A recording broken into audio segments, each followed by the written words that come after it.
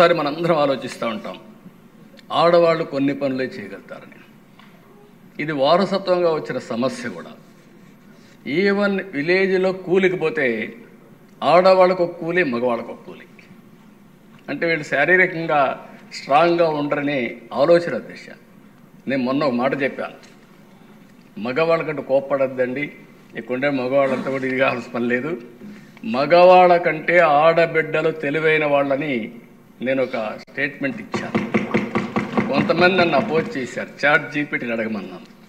Chat GPT అడిగితే అది చెప్పింది ఏంటంటే, మగవాళ్ళకి లెఫ్ట్ బ్రెయిన్ పనిచేస్తుంది, ఆడబిడ్డలకి రైట్ బ్రెయిన్ పనిచేస్తుంది, రైట్కు లెఫ్ట్కి అంత తేడా ఉందని వాళ్ళే చెప్పే పరిస్థితికి వచ్చింది.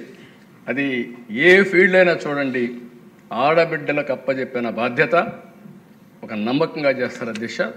అయితే ఒక ప్రాబ్లం కూడా మీరు చూస్తే, అమెరికా లాంటి దేశంలో కూడా ఇంకా మహిళలకు సమానత్వం లేదు దిశ.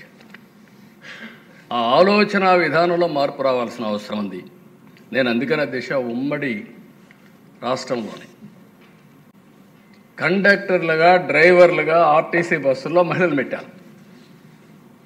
మహిళలకు రిజర్వేషన్ కూడా పెట్టాం సీట్లు.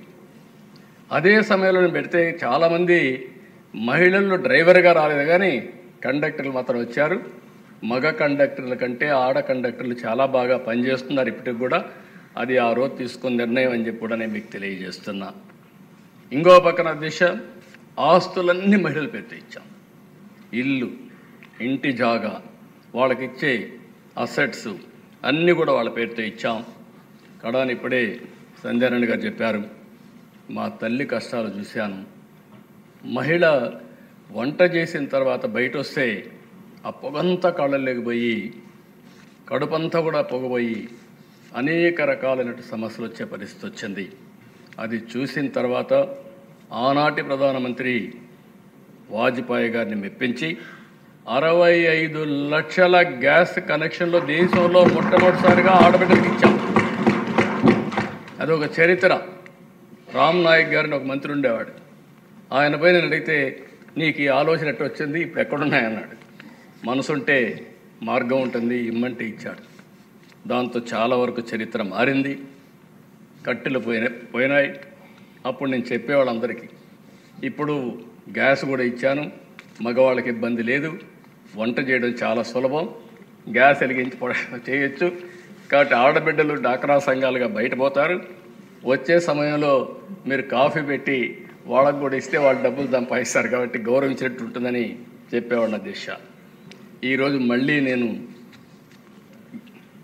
దీపం 2 కింద 3 సిలిండర్లు ఉచితంగా ఇచ్చే కార్యక్రమానికి ప్రభుత్వం శ్రీకారం చుట్టింది. అంటే ప్రభుత్వం ఇది ఒక చరిత్ర అని చెప్పి కూడా నేను మీకు తెలియజేస్తున్నా. అధ్యక్ష, వీటన్నిటిలో కూడా నా జర్నీలో మీరు చూస్తే డాక్రా సంఘాలు, ఈ డాక్రా సంఘాలు చూసినప్పుడు ఇది ఒక మహత్తరమైనటువంటి ఉద్యమంలో భాగం అని చెప్పి కూడా నేను మీకు తెలియజేస్తున్నా. ఎవరు అధ్యక్ష? వీళ్ళందరూ చదువుకోనటువంటి ఆడబిడ్డలు, కానీ లోక పరిజ్ఞానంలో మాత్రం అందరికంటే ముందుంటారు. ఆ రోజు నాకు వచ్చిన కాన్సెప్ట్ గవర్నమెంట్ ఆఫ్ ఇండియాలో కూడా ఒక చిన్న ప్రోగ్రామ్గా తయారు చేస్తే నేను డాక్రా సంఘాలకు శ్రీకారం చుట్టాను. 8 నుంచి 10 మంది మెంబర్లు ఒక సంఘంగా చేరడం, సంఘంగా చేరి రూపాయి వాళ్ళు పొదుపు చేసి నేను రూపాయి ఇచ్చేవాడిని, మీటింగ్లు పెట్టేవాళ్ళం. మహిళలు ఎక్కడొచ్చినా డాక్రా సంఘాలు వస్తే పనులు చేయమని చెప్పి అన్నాం. ఎక్కడికక్కడ మీటింగ్లు పెట్టి ప్రోత్సహిస్తే అధ్యక్ష చాలామంది మగవాళ్ళని ఎగతాళి కూడా చేశారు. ఆడబిడ్డలకు పెత్తనం ఇచ్చాడు, వీళ్ళు ఫైల్ పెట్టుకొని ఆఫీసులన్నీ తిరుగుతున్నారు, వీళ్ళు ఏం సాధిస్తారు చూస్తామని. అధ్యక్ష, నేను గర్వంగా చెప్పగలుగుతున్నా, 30 సంవత్సరాల్లో ఇప్పుడు డాక్రా సంఘం కానీ మెప్మా సంఘం కానీ లేని గ్రామం లేదు, ప్రాంతం లేదు, ఇల్లు లేదు. కడాన పాలిటీషియన్స్ అందరూ వాళ్ళపైన ఆధారపడే పరిస్థితికి వచ్చారు. ఏ ఊరికి పోతే వాళ్ళు అడిగే పరిస్థితికి వస్తున్నారు. ఆఫీసర్లు పోయినా కూడా ఏ పని చేయాలన్నా డాక్రా సంఘాల సహకారం తీసుకునే పరిస్థితికి వచ్చారంటే అది దూరదృష్టితో చేసిన కార్యక్రమం అని చెప్పి మరొక్కసారి ఈ సభ ద్వారా మీ అందరికీ తెలియజేస్తున్నాను అధ్యక్ష. ఈరోజు చూసినప్పుడు అధ్యక్ష అనేక ప్రపంచంలోనే మెచ్చుకునే విధంగా కార్యక్రమాలు చేశారు. మొన్న నేచురల్ ఫార్మింగ్ వచ్చింది. నేచర్ ఫార్మింగ్ వస్తే ఆడబిడ్డల ముందుండి ఈరోజు 10 లక్షల ఎకరాల్లో ఉంది.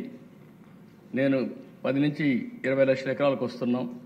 నేను అందుకే చెప్పాను 50 లక్షల ఎకరాల్లో ప్రకృతి సేద్యం చేస్తామని ధైర్యంగా చెప్పానంటే దానికి కారణం డాక్రా సంఘాలని చెప్పి మరొకసారి మీ ద్వారా వారందరికీ విజ్ఞప్తి చేస్తున్నా. అధ్యక్ష, ఇదే సభలో మనం చూసాం 5 సంవత్సరాలు అమరావతి మహిళలు